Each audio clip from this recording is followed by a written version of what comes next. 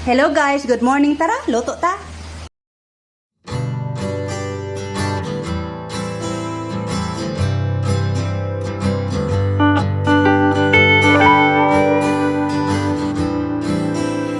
Hi guys, hello. Nahutdan ko kagahapon og kanang wrapper sa akong lumpia. So ang katong ubod nga akong giluto, gisagulan ako siya og itlog og arena.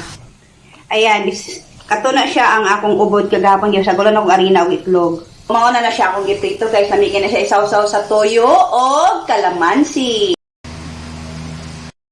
So, ayan po guys, lumpia, sobra po yan sa lumpiang ubod na akong gihimong lumpia. Kinotdan ko og wrapper, and then nilagyan ko lang siya ng itlog and arena. And yan po ang finished product niya.